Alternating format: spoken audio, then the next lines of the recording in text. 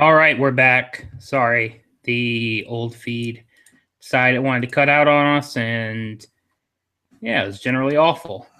But let's go ahead and start over from where it started cutting out, and let's talk about Doug Martin, who is running back who's doing similarly well. And at this point, I know we talked about him last week, but I can't say he's not worth paying for on a contender. I don't know that I'm willing to pay a first for him at this point, but I guess he's worth the second. I don't know that this can continue past this year.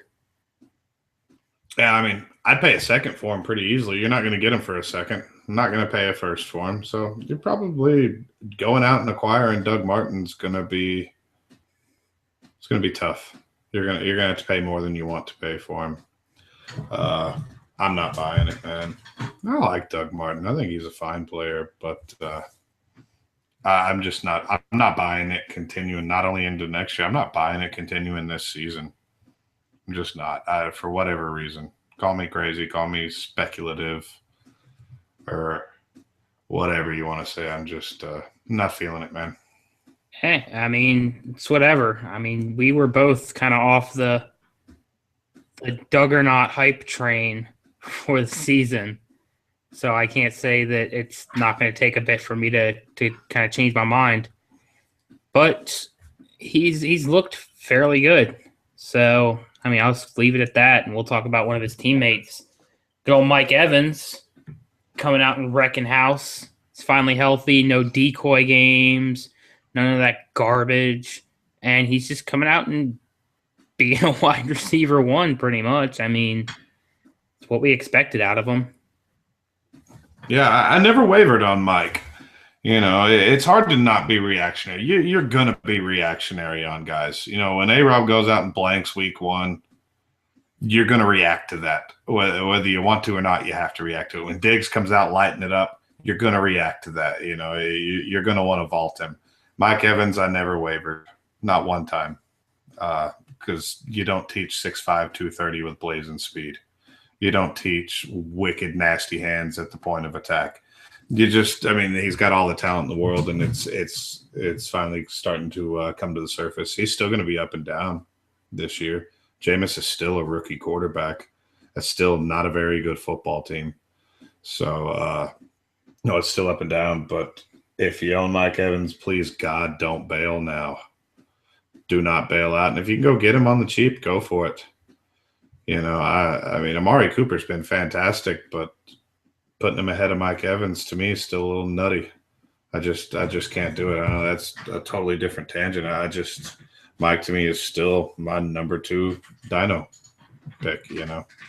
Yeah, I tried to acquire him kind of on the cheap. I tried to trade AJ Green for him straight up, and the dude wasn't having it. So it might still be hard to acquire him. But if you can get him on even 10% discount, that's huge, and I'd be all about it. Yeah, we're talking about a guy who is worth a couple 101s, and was and still is. I mean, the dude is still a legit wide receiver one. He's young, he's huge. He's got everything going for him. He's just a hell of a ball player. And I'm glad to see him finally put a week together and go team big wide receiver. And speaking about finally putting a week together, let's talk about a guy that still couldn't manage to put a week together despite all the opportunity to, and that's Kristen Michael. And I've been admittedly a Michael truther for forever, something like that. And I'm throwing in the towel. I can't do it anymore. He had a shot, and I don't think the talent's not there. I think he has all the talent in the world to go out and do big things, but whether it's a mental disconnect or an attitude thing, I can't say. Maybe he'll be Justin Forsett, and we'll see him in 4 years pop up in Kansas doing Pro Bowl things. But that's not happening right now. And at this point, I'm not selling because no one else is buying. So he's just going to sit there and rot on my roster. And maybe I'll cut him. Maybe I won't. But I'm washing my hands. I I can't sit here and get my hopes up every week because at this point he's giving me no reason to have him up. You can't cut him. You just can't. I mean, we don't. Sunk cost is a bitch.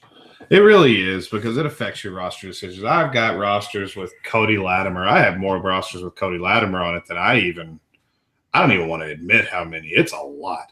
And he is just sitting there chewing up a roster spot, but I can't cut him because my twisted dynasty brain won't let me.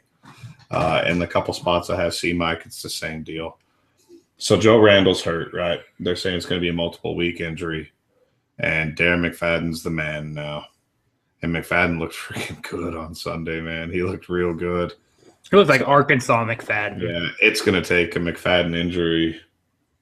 And that is well within the realm of possibility here for C-Mike to get something going. But it's just – I hate to say – I never want to say never. It's not going to happen. But I think your Justin Forsett scenario is the most likely thing that we're ever going to see with C-Mike having any real relevance. And there are a lot of people out there that are just dancing with glee over C-Mike not doing anything. They love to hate C-Mike, and there are a lot of people that love him too, and they're just, crying in their beer because there's just not a whole lot you can do with the guy right now. My beer's been pretty salty lately. Yeah, I remember a trade I made. It was during a startup last year. I took Gronk at like the front end of the third, which is about where he was going last year. Because remember, he was coming off all these crazy injuries, whatever. And so we come up like, I don't know, 10th, 11th round. This trade offer pops up in my inbox, and it's C-Mike and Brandon Cooks for my Gronk. And I accepted it so fast that I think I burned the screen on my phone. I couldn't take it fast enough. Give me some Cooks. Give me some C-Mike. We're going to roll. Yeah. That's the only share I have. That's the only share I have of C-Mike, and it's sad. But he had that run the other day, and he acted like he just scored the game-winning touchdown in the Super Bowl. Yep. He was stoked on a 13-yard run, which it was a nice run. Nice play, buddy. Shut up and get back in the huddle. I gotta think that's just a microcosm of who he is. That, or he's listening to all of us talk about how good he is, and he's starting to believe his own hype. He was so good at the combine, right? Let's move on to continuing things that make us sad, and that's Tom Coughlin. He makes us sad. He should have retired 4 years ago. He is bad at life, mostly because he's so old. But he hates running backs. That's why we hate him. He's like, oh, cool. Shane Freeney's going to go to not Bill Belichick. He's going to be awesome. No. Oh, Rashad Jennings. He had a good year last year. I can rock him out as my RB1 this year. No. I loved Andre Williams as a prospect. I'm sure he'll get a chance, on first and second down. No. I hope you like Orleans Darkwa, because that's happening. I'm not even convinced Darkwa's a real person. What the hell's going on here? And it's just as bad on the IDP side, where the linebackers, they got like 6 guys they're rotating in there, and there is no telling what's going on. It's a mess, man. I'm out of the Vereen game. I'm so over it. I've been doing the Shane Vereen thing for years. And son of a bitch, if he doesn't catch 8 or 9 balls one week, you know what I mean? It was just last week. He had a really nice PPR day. Yeah. And then Rashad Jennings isn't a world beater, but maybe I'm just nuts and I'm seeing something that nobody else is, but I think Rashad Jennings is a pretty damn good NFL running back. But now it's the Orleans Darkwa show. For this week it was. God knows what it'll be next week. It'll probably be Peyton frickin' Hillis getting some run next week. I'm convinced Orleans Darkwa is like one of those Jerry Rice cake things. That's Deuce McAllister. He didn't even try and be sneaky about it. Orleans? Come on now. It's not a real person. It can't be. But don't go burning your budget on Orleans Darkwa, because even if he got the most carries this week, Tom Coughlin hates running backs. So spending anything on any of them is a mistake. And you know what's funny? That's not even going to be my rantiest rant of the show, because now we're going to talk about our college player of the week, Corey Coleman. This guy is a highlight dog turd. He does some things really well. He does the comeback route fairly sharp. He's quick. I'll give him that. And he can do the contested catch thing. But I swear to God, if I watched, I had to stop watching him. I couldn't finish watching tape because every time he wasn't involved in the play, he just stood there and watched what happened. He didn't try and block anybody. He didn't, even try and BS it. Like, maybe I'm kind of doing something. He just stands there. Like, I don't understand how that makes sense to you. Like, yeah, it's the me show. He's a little douchebag. That's what he is. I mean, I watched cornerbacks blow right past him, tackle the running back when they were the only player that could have tackled the running back because he wouldn't block them. I don't care how good any of his highlight reels look. I don't care how good, his stats look, which are completely inflated by these 5 and 7 yard little curl routes. And I won't draft him anywhere, anytime, any point. He could be there in the end of the 3rd round. Not taking him. He's a dog turd because his attitude is going to keep him from getting snaps in the NFL. Book it. He's not going to be there in the 3rd round. He's going to be a 1st-round rookie draft pick. I like him a lot less after watching the coaches tape than I did from live games. And a lot of he's just a low-effort player, like Drew says. What was it we said? He makes his blocking. He makes Jimmy Graham look like Tony Baselli, man. The dude he won't even get in the way. It's really piss poor. I do think he's a talented wide receiver. There's no doubt about that. He's a very good wide receiver. He's small. I think he's like 5'11". So that's automatically for me a knock. I'm tend to gravitate towards the 6'2", 6'3", and bigger guys. But he's an outstanding wide receiver. He's unbelievable after the catch. The dude has crazy quick feet. But it's tough to evaluate these guys coming from these offenses like Baylor's, where basically, I mean, about half the time what they're doing with their wide receivers is they're saying, all right, I need you to run 20 yards and then turn around. And you see all 4 wide receivers turn around about the same time, and Russell's hitting one of them for a bomb. Coleman, they get involved a little bit more. Like I said, on the curls, he runs a little bit of kind of that New Orleans Saints misusing Brandon Cook slip screen thingy. But I like him. But I'm kind of like Drew. I said that he, not as a player, but he reminds me of like Tevin Coleman and Philip Dorsett from this last draft class, in that I like the players, but I'm not going to pay what they're going to be drafted at, which is going to be a 1st-round pick probably. We're probably looking at a guy who's, when the smoke clears, if I had to project it, a guy that's going to be drafted in the 108 to 202 range of your rookie drafts next year. I think that's probably about where he's going to fall. And of course, we got a long ways to go, but that's just me projecting out that far. I think that's about what he's going to be. And there are enough prospects in that range that I'm going to like better than this kid. That I'm probably going to pass him most times. But, yeah, he looks like a little turd. And then he did his post-game interview with the shirt off. He just looks like a diva. And that's a problem. The NFL coach, especially he gets with a guy like Bill O'Brien who didn't put up with shit. There are plenty of coaches out there who aren't putting up with a damn thing. And they're not going to put up with his crap. They're going to be all over that film and seeing just – it's not even low effort. It's no effort, which is just kind of disgusting. I mean, you've been given a gift. You're playing Division I college football. There are people out there that would do anything. I would have done anything to play Division I college football. I would have ran through a brick wall, but I wasn't talented enough. And this kid's just out there doing me things. It's obnoxious. He's a little asshole.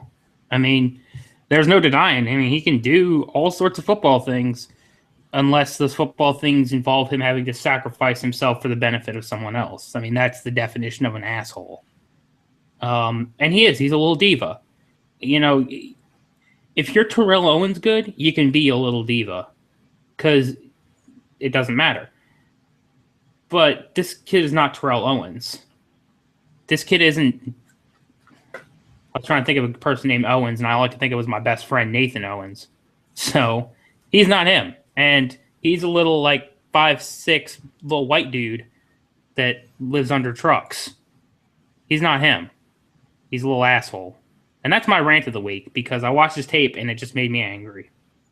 He's a hell of a football player, though. He's really good. He's all right.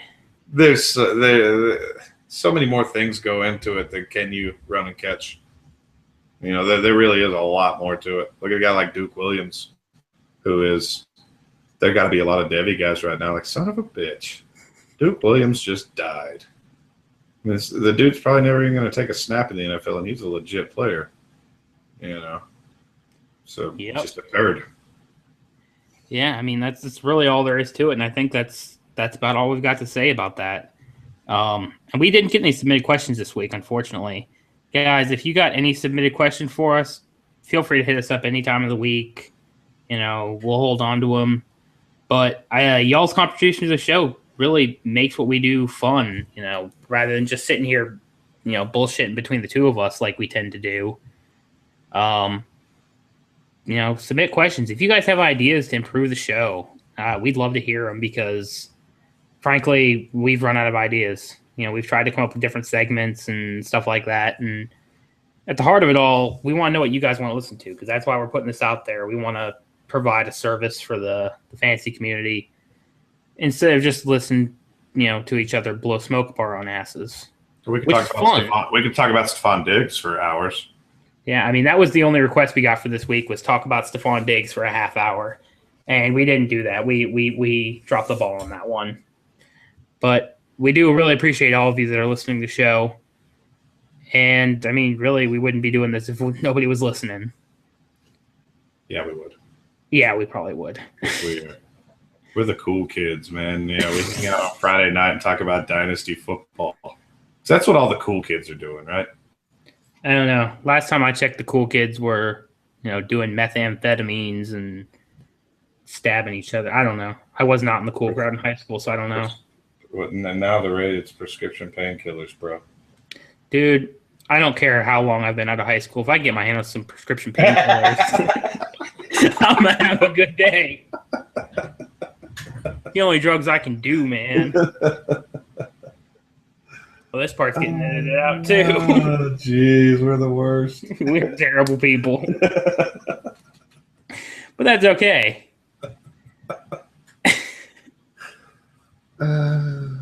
All right. I think we're gonna call it a night. You got any last parting shots for us, bud? No, man. Can I just say parting shots? Yeah, let's just keep going. Another good week for the young guys coming up this week. Whoever thought that Jacksonville being on bye would be bad for fantasy? It makes me want to cry. Who could have known that? Jacksonville's on bye, and I'm like, fuck. I can't even start anybody. Yep, so I guess we're going to call it a week. This has been the Dynasty Playbook.